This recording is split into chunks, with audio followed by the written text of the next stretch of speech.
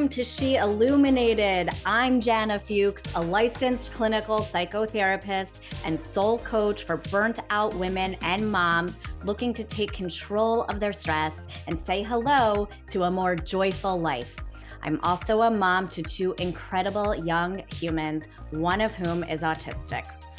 Together, we will dive into real, raw, and messy conversations about intuition, vulnerability, and the resilience of the human spirit. We all deserve the gift of connection to ourselves and to our lives. So let's spend a little time together here, and perhaps we can walk through the rest of this day feeling just a bit more brightly illuminated. Let's go.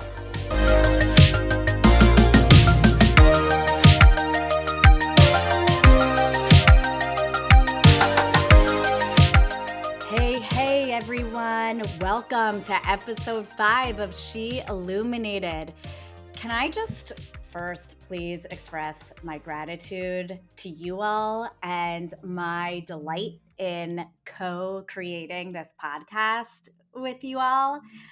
And when I say co-creating, I mean that many of you have personally reached out to me either through my Instagram or email with your feedback, ideas, and support. And I love collaboration because I truly believe that we can manifest bigger and brighter ideas together than we could ever do alone. And that collective action is 1,000,000% necessary if we're ever going to shift the consciousness of this planet. So, from the bottom of my heart, my feet, my toes, thank you, dear listeners. Also, if you have an idea that you haven't shared with me yet, for an episode or a personal story that you feel could help somebody else, don't be shy. Seriously, I'm open to your ideas, and I definitely encourage you to either send me a message at www.sheilluminated.com or DM me on Instagram, and that's at Jana Fuchs Coaching.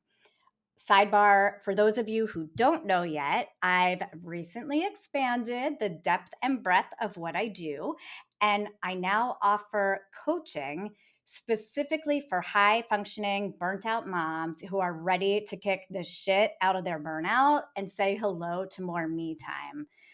And I promise I'll elaborate on that more in upcoming episodes, so stay tuned. And finally, if you've listened to 2 or more episodes and you have found them worth your while, I'd be so appreciative if you could take 1 minute of your busy time to rate and review the show. I pour my heart and my soul and a ton of time into creating the content for each episode, so it means a lot. And for those of you who have never rated or reviewed a show, all you have to do is scroll down to the bottom of the screen that first comes up when you go to listen to the show, and you'll see the words ratings and reviews. Then click on the number of stars you wish to give. Scroll down for a half a second after those written reviews to where it says write a review. And now you can write yours. So easy. Okay, moving on to today's episode. Have you ever felt like your body is screaming at you, or that whatever you're doing just isn't sustainable for your nervous system anymore? Maybe you've been to the doctor and you were told that you need to make some changes to your lifestyle and or your psychological health. And we all hear the term all the time, mind-body connection, right? But what is it actually? And why is it really important for us to understand? As a psychotherapist and women's burnout coach, I'm here to tell you that this stuff is real. The body takes on what the mind doesn't want to feel or needs to push away for whatever reason. In fact, your body has a paired physiological response for every single emotion it feels. Isn't that wild when you really stop to think about that? So, Why do we often think as the mind and the body as separate from one another? They have a very strong and direct relationship. The goal is to learn to listen to what your body is trying to tell you when your brain doesn't really want to acknowledge what's actually going on for you. Hello, defense mechanisms. And then you can begin to make some small, incremental, and sustainable changes. Super simple to do, right? Mm, maybe not on your own. If the sound of identifying and making these changes overwhelms you, don't worry. I get it. I've got your back. Today's guest will surely shed some light for you on the mind body connection. And without further ado, let me tell you just a little bit about who this person is. Jessica Turney is a certified integrative nutrition health coach. She takes a holistic approach to help busy women improve their health and their well being in various ways by tackling their sugar cravings, boosting mood and energy, balancing hormones, overcoming brain fog, addressing skin health, gut health, digestive issues, and more. I could use Jessica, by the way, on like, I don't know, maybe like 9 out of 10 of these. In addition to one on one coaching, Jess also runs a blog and works with corporate clients doing recipe development, content creation, and supporting employee wellness initiatives. Jessica's a proud Californian, currently residing in Chicago with her husband and 2 young kids. Prior to her career in the wellness space, Jessica worked in media and tech, including almost 8 years at LinkedIn. You can also learn more through her Instagram page and health coaching website. Okay, I won't keep you waiting any longer. Here's my interview with Jessica. Hi, Jessica. Hi, I'm so happy to be here. I'm so happy to have you here. I know that we have been awaiting this day now for several weeks, and I feel so lucky that I get to share you with the world. So let's start diving in. Today, I want to ask you all about the mind body connection, women's health, and how what you do is both has personal meaning to you, and but it has personal meaning to you because you help so many people to link the things that maybe they hold like in separate areas. Yeah, um yeah, that's a great question. they conceptually understand, like, yes, the mind body connection is a thing, or they've heard it's a thing, but they don't quite understand how. And that's Yeah, where you come in. So let's start with that. So it's kind of a buzzword, right? And we hear it all the time, yeah, the mind body connection. And different people have different interpretations. Some people worship the idea, others roll their eyes. And then there's everyone in between who kind of get it, but again, like, don't know the actions to implement to better align their minds with their body. And so, how would you define or describe the the term? yeah. And I can totally relate to being in the camp of either rolling your eyes or just not understanding it at all, because I would say that's where I was for the majority of my life until, even as I got into health and wellness, I was so focused for the first 8 years or so on all the physical dimensions of well-being and, like toxins and nutrition. And it's only honestly like COVID was a very formative experience for me to really understand and appreciate how much it all works together. So like I've got some examples I want to share, but I mean they all kind of start to be interwoven at one point or another. Um, but how do I define it? I don't know if I have a great definition for it, to be honest, but I think it's irrefutable.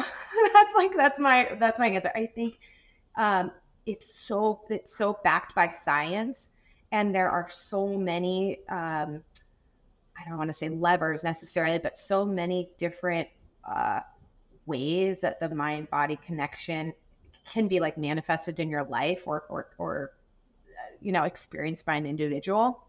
I jotted down 10 off the top of my head. And we can get into some of those, but one of the first things that comes to mind is hormones. So I can do it if you want, I can share a little Preach. about that. Yeah, please But, enlighten us. um, just at a very basic level, our thoughts have like a physical manifestation in our body. Our thoughts trigger hormones. So that's like a very, straightforward example.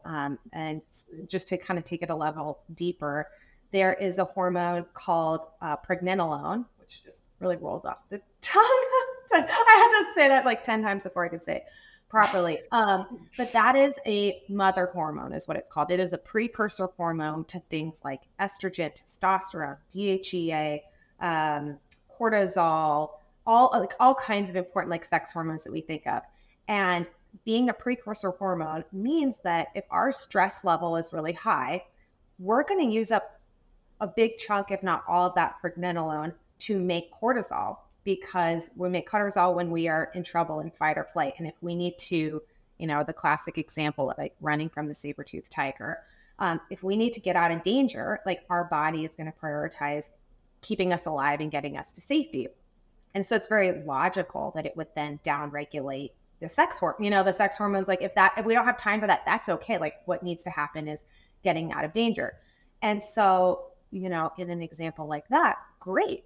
But if you are living in a constant state of anxiety and fear and high stress, like that is how your thoughts can really have an impact on your physical well-being. And then you can see how things like stress and infertility are highly correlated. An example that a doctor I follow named Dr. Anna Kabeka she wrote a book called The Hormone Fix that was really enlightening for me. She tragically lost a child when he was 18 months old in a drowning accident. And she went through menopause. She went through early menopause as a result of that's like what heartache can do to you. And it's and she ended up actually like healing herself and having another child, which is what she really wanted. But that's just one example of how our hormones are, our thoughts are not just, these fleeting things that come and go, but if we're in a constant state of stress, and again, also our body doesn't differentiate between physical and emotional distress, like we're meant to be able to get out of danger, but we're not really meant to live in a chronic state of stress. So you can see how, and that's just one example of, an imbalance of cortisol has a whole other cascade of, different effects on the body, but that's one example. Yeah.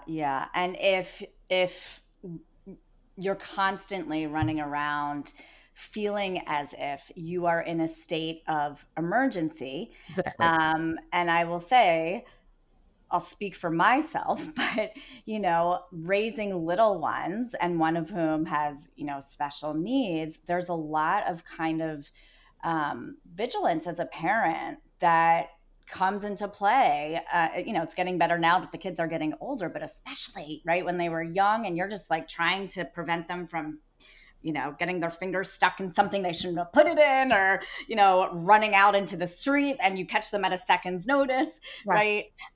Like when you're regularly kind of like living in that state, yeah, it can have detrimental effects to the body, right? And then you add on just like the societal pressures and all the other things. Yeah. I was going to say on that note too, something I don't know if it's necessarily along the topic of the mind-body connection, but this is something that I learned from Dr. Kabeka that I understood really intuitively as a parent, because I think it's like the hardest thing ever. But I always said like, but you get the best ever. It's like both the hardest and the sweetest, most precious, wonderful experience. And that's when she talks about the hierarchy of hormones, she talks about cortisol and all the detrimental effects of too much cortisol and being in a state of constant vigilance. The antidote to cortisol is oxytocin, and it's feeling good. And like that makes so much sense as a parent. Like You know what I Yeah. mean? Like even think back to those Yeah. newborn days where like, you're worried about them sleeping through the night and all the other things that you worry about. And then they're just on your chest and you're just like this has to be the antidote. Like it's nature designed it that way. Yeah. Well, and I think about getting my kids ready for bedtime, right? And by the Like, time that comes, I am exhausted from my work day and doing the dishes for the millionth time that day, and then yeah. telling them for the 10,000th time to brush their teeth and put on their PJs. And, but then, right, when I've like fumes, right, at the end of the day, and then I climb in bed for Mhm. snuggles and stories. To me, it's like the smell of their, freshly washed hair and their body. And I I know. just, that really resonates what you just said, because Totally. it feels like the antidote Yeah. to all of you know, the rat race of being a mother. Yeah. Totally. Yeah. And sorry, not, I've got so much I want to say about mind body connection, Yeah. but to like just keep on this tangent. The other thing about that I talk about with my clients and I had to learn myself is that like because of that, joy and like pursuing things that feel good just for the sake of feeling good is a worthwhile thing to do. And I think those are the things that we often deprioritize and are like the last on our Mm, list because of all the other shoulds. And it's like, it's kind of a nice to have in our minds of like joy or pleasure. And actually, like, if stress is one of our biggest challenges to our body, to, I mean, that's so many diseases. It's there, it is such a huge threat to us, that kind of stress. Um, Pursuing joy and pleasure, even just for the sake of it, and how just the benefits that has for our health is a yeah. real thing. So I also try and help people like Yeah. shift into that a little bit more too. Yeah. Yeah. Well, thank you for saying that, because I think, and I talk about this a lot with my clients, it is often the last thing. And women have a tendency to take on more than they can realistically handle without feeling incredibly stressed. And it's because I have a whole tangent on that, but I think we are like systematically kind of raised and encouraged to be the nurturers. And a lot of us, I do think, just naturally kind of are born that way. But yeah, like often to our detriment. And safeguarding our boundaries with how much time we actually have, so we can make sure that we carve out that time for joy. And that's so important, not just for our mental health, but our physical bodies as Yeah, well, right? right. Yeah. Okay. So this kind of like leads me to my next question. I'm not the biggest fan with my own clients of the word healthy, because being healthy can mean so many different things to different people depending on who you are and where you come from. But I do also feel like there are some general, like maybe loose, but like general kind of guidelines that we can all live by to keep our minds and bodies fully optimal, content, and engaged. So for you, what does the word healthy mean? Yeah, and actually, I feel the same way about the word like wellness lately. It's gotten kind of a weird connotation. I'm starting to not use it very much. So for me, healthy means feeling good in my body and in my mind, just feeling good from a very holistic sense. It also means that my body and mind, like not being held back from doing the things I want to do, either physically or mentally and emotionally. That crippling anxiety can be as much of a kind of hold back as somebody who's physically unable to run after their children. And that was a story that somebody from my training program talked about. That was like a big catalyst for her was, I think she'd been struggling with her health for a long time, but the turning point, the big catalyst was when she couldn't keep up with her son. I think he was running in the street or something really scary happened.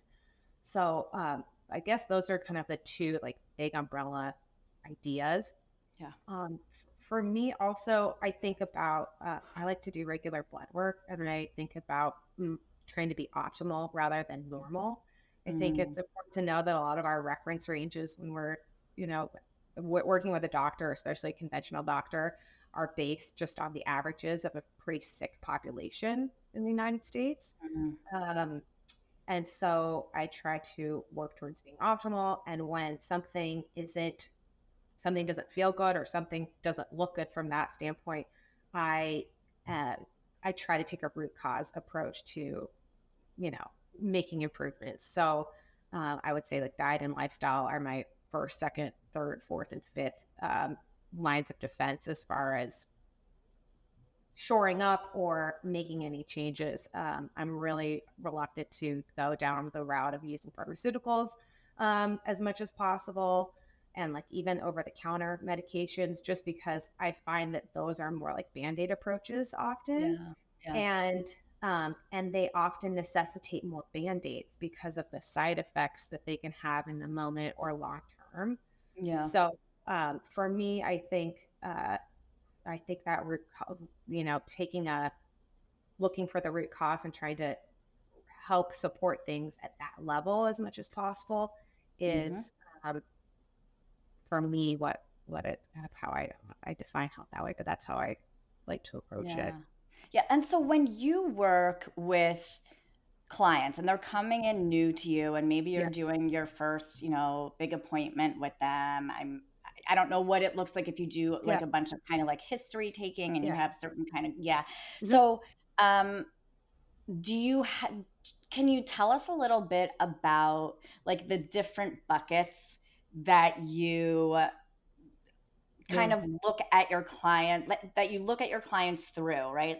Yeah, In order to formulate kind of like a big picture yeah, idea of what might be going on. yeah. So that's a great question.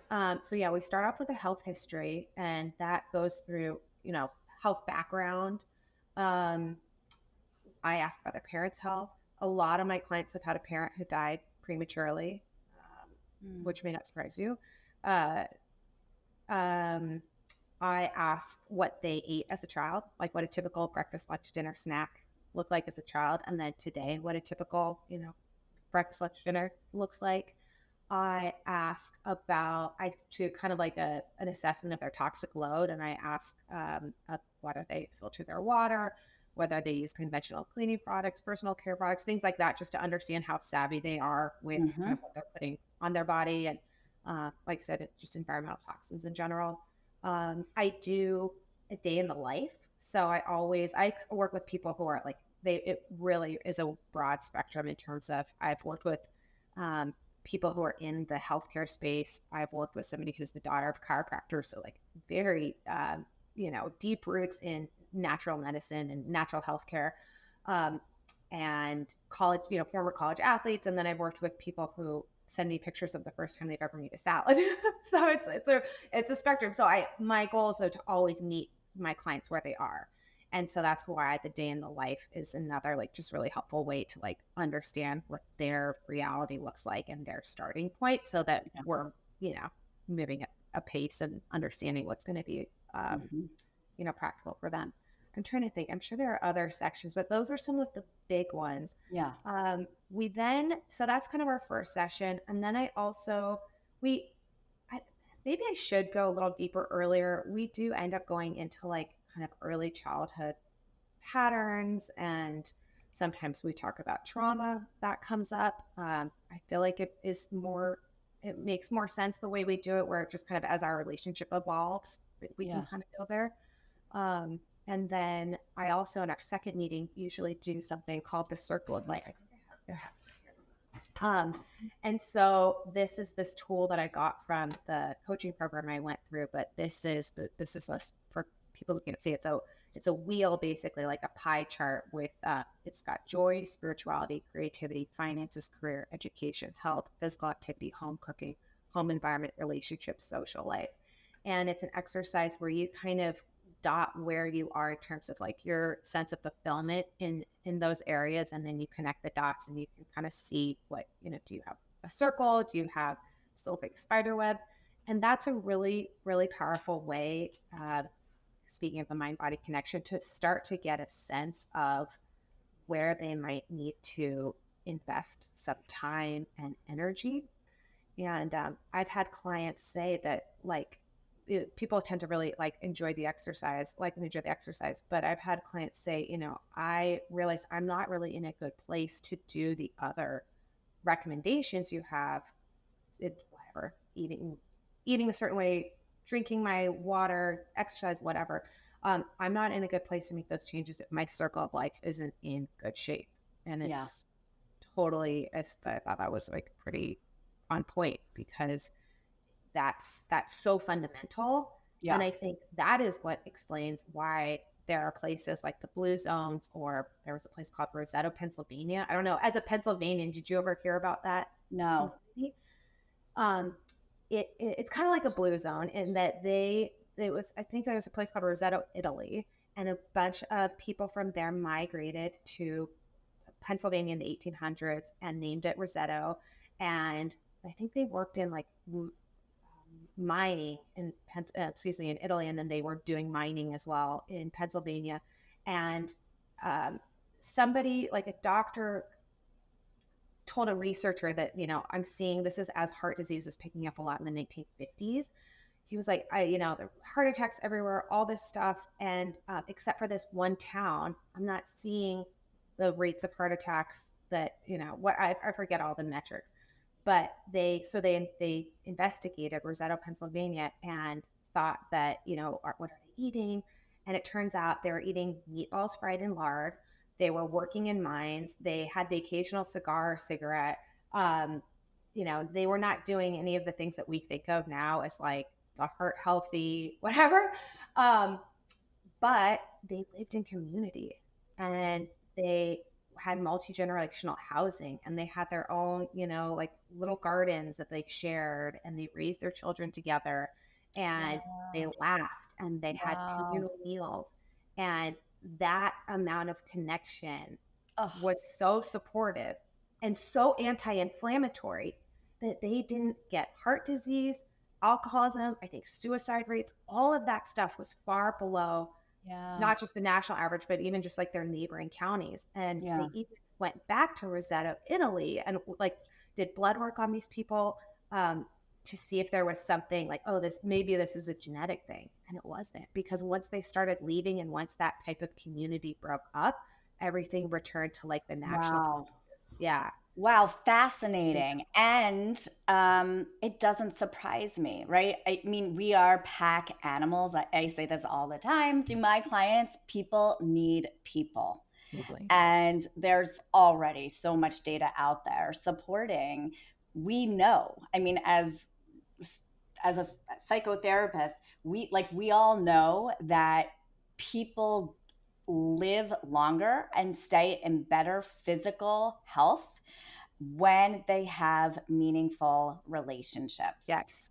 And the people that tend to isolate and withdraw tend to experience more adverse events and more mental health concerns. So this all kind of supports all what you're talking about, supports all of this. So really, really interesting. Yeah. Yeah. So those are some of the kind of tools. Or yeah, I heard that loneliness is uh, the the risk to your health of loneliness is equal to smoking like a pack of cigarettes a day or something like that. To your point. That would not surprise me. So I want to ask you, who was Jessica Turney in her 20s, right? Versus who Jessica Turney is now, before you kind of started putting together some of the changes you wanted to make in your life and how that has been so personally important to you and meaningful to you. Okay. Yeah, and I will say I often start off my first session with my clients, because a lot of them find me through Instagram, and on Instagram I'm sharing all my tips and living this healthy life, and I'm always like, just so you know, I haven't always been this way. Mm. So in my 20s, let's see, I'm going to start back a tiny bit earlier. for the sake of the story, but I, between my junior and senior year of high school, I gained like 15 pounds. And I started doing like crazy, fad diets, none of which worked. And I probably did that very incorrectly because I just kept gaining more weight. Mhm. um, so I was not only struggling with my weight in terms of being hyper focused on it and physically uncomfortable as a result of carrying almost 40 extra pounds. Um, I also was started to eat like kind of out of alignment, or I was just less in tune with what I was eating because I was following something like the Atkins diet. And I like Mm. distinctly remember being at I was like teaching at a tennis camp for a summer, and I was at a cafeteria, and everything's there because it's cafeteria. And I remember getting like serving myself tons of eggs and then getting like a big smear of like cream cheese on top. And like I was like, I would never, you know what I mean? Things you would never think to do that didn't Yeah. sound good to me, but I was just trying to follow this plan, this protocol. And then I distinctly remember being at a grocery store buying like tons of sugar-free candy, like stuff that and just also showed I definitely had major sugar addictions like throughout my life in the past. And that stuff was full of, I forget what sweetener they were using in those, but I mean, it really upset my stomach and did not Yeah. feel Yeah. good. Yeah. And so it was like it's this weird disconnect with like what I actually wanted to eat or and like what I was eating. And then I also at that time had I just didn't think at all about what I was putting on my skin or on my body or chemicals that I was exposed to. I think um, and this is going back to the question about the differences between men and women, but I think another big difference, there's a psychological aspect in terms of a lot of times as women, like our introduction to thinking about what we eat or how we move our body, call it exercise, whatever, is through the lens of diet culture. And I don't think that's the case for men. And that was very much true for me at the time. It was um, and a lot of these like things I was tweaking or playing with eating, like some of it was I'm from a family of like foodies. I love food. I cook a lot. Like my blog, I mostly started off with like recipes, but it it was the changes I was making were not through like a lens of trying to be healthy. Mhm. It was to like change my body in some way. Mhm. And let's see, I smoked. Okay, I mean not a ton, but like socially while I was drinking in college, I used tanning beds. I took medicine for anything that was bothering me, and then would go drinking on top of it. So I mean, I remember like this was more in my mid-20s when I was working, like having a cold and being in New York on some like company event and like taking all the Dayquil and then like going out for like a Ugh. whole night of drinking, like all kinds of things, Yeah. taking Benadryl constantly to help me sleep. Mm. There was a phase when I lived the first time I lived in Chicago in my early 20s right out of college where I suffered from such intense allergies. I remember like I sneezed like 20 times a day or more. I mean, it was uncomfortable how much I sneezed from these indoor allergies. So I was taking allergy medication. So I was doing like I was on birth control. I was doing every Band-Aid solution you could think of. And that's no, and that's considered, Totally normal. I mean, weird. and for, maybe a lot of people listening, perhaps this is like really resonating, because maybe some of them are like, yeah, that's me now still, and I don't love it, but like, I don't know how to like get off of this train. Right. And it's really unfortunate that, like, when you go to a doctor for one of these issues, the answer is a prescription Yeah. or a Yeah. medication, Yeah. many of which are only designed for a short period of time. But there are tons of doctors prescribe like Miralax, as an ongoing solution or something like that, which is, there are tons of examples like Yep. that where it should be a short term thing. Or honestly, like things that from a more functional kind of perspective, I would deem as a red flag, but a doctor might say that here's the solution. and you never end up going deeper. And Mm-hmm. so I think that it's very understandable that a lot of people can be stuck in that place because you go to a doctor for help, you're trying to be proactive about your health, and Mm-hmm. it's a different mindset that keeps you kind of stuck in there. And sometimes things like, I mean, somebody very close to me has an autoimmune disease, and when we were talking about how that transpired and why they were, you know, high risk for that, they had a very long period of back pain and took Advil, which really, really can damage the gut. And they were taking Advil like every day.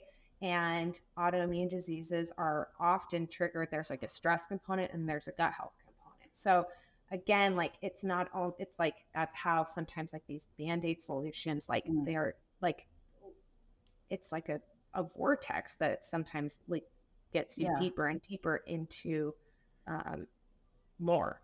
So what was the defining moment for you then Yeah. of when you were like, I can't, like, Yeah. this just isn't working and I need to shift something? And Mhm. like, what played into that to Yeah. get you to go through this incredible transformation, where like the way you live now just feels so much more um, aligned to Mhm. to your values, really. Yeah. Yeah. My values changed so much. Yeah. A few kind of like defining moments. One is when I met my now husband in college. Um, when I was very much in like, I mean, not taking care of myself mode. Mm. I don't know how we kind of ended up in this habit, but I think it was because he played a sport in college, and like the only time we had together was like around dinner time. So Mhm. we started going grocery shopping together and making dinner together. And he was also about 20 pounds heavier at the time. And we didn't have like, we were not on a diet. We didn't have a meal plan. We were just enjoying our time together and cooking real food. And we both lost about like 20 pounds just from doing that. So I don't even think I realized it at the time how profound that was. But looking back, it was like huh, interesting. Like I'm less fixated on it. And like, so there's Mhm. probably like an emotional, hormonal, psychological component to that. Mhm. And I'm just eating real food, and I'm just, back to kind of eating more intuitively, what sounds good. And we were like just learning how to cook and having fun with it. So that was like one shift. And I don't think I ever really dieted after that. Mm. I that was just pretty informative. And then another huge shift happened when I was probably 26 or so. We were engaged, I think, around this time. And I went with a coworker. I used to work in tech. Went with a coworker to the Commonwealth Club in San Francisco and heard a woman meet that career speak. And I can tell the story, but I don't need to. Like, I basically that talk just opened my eyes and was like a total wake up call of, you know, she had considered herself healthy and ended up with a huge tumor in her chest, and Mm. doctors who couldn't agree on how to remove it.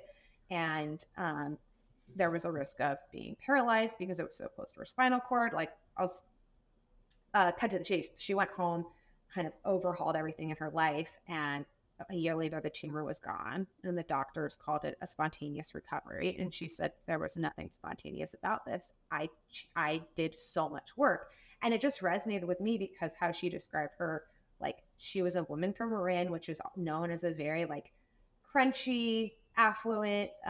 It's the county north of San Francisco. A place that she like, she probably ate granola and kale and yoga. Like she probably was doing like kind of the things that superficially we think of as healthy, and was just so shocked when that happened to her. And I was like, oh my God, that could totally be me. Mm. And also made me realize like I have not given a thought to, necessarily whether or not I was eating organic. And like just in terms of pesticides and chemical exposure, hadn't really thought about my household cleaning products. Mm. I mean, I thought about like, oh my God, like I probably like slather like 3 gallons worth of lotion on myself a year. Like, you know what I mean? As far as like what your skin is soaking up. So that was a huge turning point for me. And I realized I wanted to be a mom. And I was just like all of a sudden kind of getting close to, I always thought like in my 30s, I want to have children. And I was like, oh my God, this is the body that is going to create these babies and nurse them and grow them, God willing. So it just was this message that hit me at the right time. And that was the biggest, for sure, the biggest turning point. What I also heard, if I was to like extract some of the themes that I've heard just in you answering that question, but other questions today too, and a huge reason why I wanted to have you on the show is because there's been a lot of like you had a lot of intuitive hunches along the way. You got these kind of like red flags in these moments, right? That maybe started out kind of small, right? Maybe they were like just outside of your awareness initially, but they started to kind of creep in one by one into your awareness and you became more kind of consciously aware, right? And then you intuitively had this hunch that like, ugh, like what I'm doing now, it's not feeling so great. It's not working for me. Also, like, I value starting a family and I value, like, that's important to me. And I value wanting to have a healthy home to grow a baby in. And Mhm. I want to give my baby a healthy home. I'm talking about the home as the body, Yeah. Yeah. right? The So original. yeah, the original. So, again, it comes down to, and this is what I talk about, not just, today, but in all the work I do, values and how your intuition is really connected to your core values. And when those values feel out of whack, when you're taking action that's not aligned to your value system, we start to experience physical effects. We start to experience anxiety, depression, sleep issues, weight gain or I've weight had those too. loss, Hmm. all of that. And so there's so much intersectionality in the work that you do and the work I do. And I often sit with my clients and feel like, man, I wish I could have Jessica Turney in the room with me Yeah, right now because I do talk all the time about mind body with my therapy clients and with my coaching clients as well. But it's not just making these changes, and especially like for women, it's not just cognitive. It has to be holistic. You also have to address what is happening in your body because they have a direct relationship with one another, and your body will let you know if your mind is not being honest with you, yeah, and your mind has all sorts of brilliant defenses, right? And ways to rationalize, your body will tell you, right, right? right. So it's our job to listen to what our bodies are trying to tell us. I So, totally feel yeah, you. thank you. And if you had to tell women right now anything in terms of like simple, easy ways for them to impact positive change, to facilitate their success in their health and wellness. Sorry, I know you're not a big fan of that word Oh, these no, it's okay. It's a great word. I used to use it all the time. It's just right. gotten, Right, you I know, know, I know. yeah, It's too much of a buzzword, too but yeah, much of a like marketing has taken it oh, over. it always does. No. Yeah. So, like, what are some of the easiest kind of like takeaways that Hmm. you can share with some of our listeners? Okay. So if you can't like go all in on blood sugar balance, just that protein centric savory breakfast will take you far. Yeah. Um, Optimizing your hydration, and I think all the better if you can front load it in the morning. Um, in terms of, I think understand just if all you take away from this talk is this understanding of whole person health, that would mean the world to me. That there is a very strong mind body connection, and that in order to be well, you have to really think about your life holistically and Yeah. pursue pleasure and do what you can to minimize stress. And sometimes those are more important. Sometimes going out with your girlfriends and having the glass of natural wine or not, whatever. But missing your bedtime, like, so I've had that. That's been my homework for clients. Sometimes their homework is to like eat more protein. Sometimes it's like, I want you to schedule a night out with your girlfriends. Like, sometimes that is more important.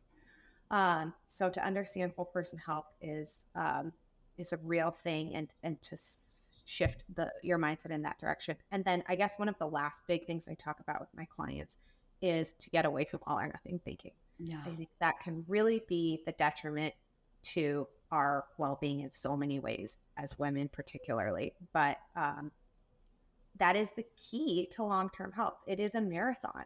So there is like just the super black and white thinking is can be so negative and so restricted feeling, that if you can realize that you have to dance in the gray area and live in the gray area and figure out where your kind of non-negotiables are, but know that whatever you're trying to do, like, it should be like I never want like I don't do programs. I don't want somebody to say, oh, I'm not Jessica's 3-month program. It's like, no, I'm kickstarting a transformation for you is what my goal is. Yeah. And a big part of that is realizing that the programs and I'm doing a week of that, or I'm doing a detox of that, like, honestly, I think is counterproductive. And the sooner you can figure out how you can manage the gray area in real life, the better. Yes. Thank you. And I think that extends to like everything in life, right? We have to have some general kind of guidelines for ourselves, but allow flexibility. Know the things you're non-negotiable on, but there needs to be a lot of flexibility. Otherwise, you're going to live a rigid life and be disappointed or anxious or frustrated when things aren't going according to your own idea of what the rules are, right? So, and then then it's like back to like the loneliness and the high cortisol, and like, you know what I mean? exactly, Okay, exactly. well, I'm eating organic, pasture raised, but I have such an early bedtime that I never can be out with my friends, and so Exactly. And I do just want to share with the listeners, in wrapping up that, I mean, Jessica clearly, she is such a resource. She's extremely well read. She knows what she's talking about. She's also just a delight of a person to know and for me to call my friend. But she's not just the person who makes these amazing, spreads and salads when she entertains or when she, comes to other people's houses and brings stuff, but she also makes like delicious ribs, right? And she'll go to town on them. So she's not just someone who, right, only eats salad. Oh no. And she eats, she's real. What I love, Jess, about you is you're just mindful. You're mindful with like where it's sourced from. You're mindful, right, to make sure you're eating right from places that are both like ethically sourced, well, whatever the terminology is, but that there's not like the extra hormones and chemicals and all of that. And if you're confident about that and you've done your homework, you are happy to eat it. So Yeah. I love that about you because it makes it so much more fun to hang out with you. It totally makes it more fun to be me. If anyone is interested in following Jessica, where they can do that, and also if they want to reach out to you to work with you, where they can find you to do that. But just if you could tell our listeners here as well, that would be wonderful. Sure. I am probably most active on Instagram, and I am at Californian on Instagram, KALEIFORNIAN_. Also a mouthful. And my main website is jessicaturney.com. From there, you can read my testimonials, contact me, and then I also have a blog, californian.com, but there's a link to that from Jessica Turney. So those are the two main things. Perfect. Thank you, Jessica, so much. This has been a delight, and I know I have learned so much from you today, as I always do every single time I talk to you. So until next time, Keep on shining. And thanks so much again. Thank you, Jana. And I'm so happy for you. I'm so excited to listen to all your podcasts. Me too. Thank you. Thank Bye. you. If you have enjoyed the show and want to learn more, you can follow me at www.sheilluminated.com or email me with comments and show ideas at jana@sheilluminated.com. If you're interested in working with me as a coaching client, contact me at jana@janafuchscoaching.com. And if this episode meant something to you, please consider supporting the show by taking less than 1 minute to rate and review the show. It makes all the difference in the world to help spread the word, and it makes it accessible to wider audiences everywhere. You can also take a screenshot of it and share it with a friend or on your socials. Tag me, Jana Fuchs Coaching. And as always, may you walk through the rest of your day feeling just a bit more brightly illuminated. Until next time.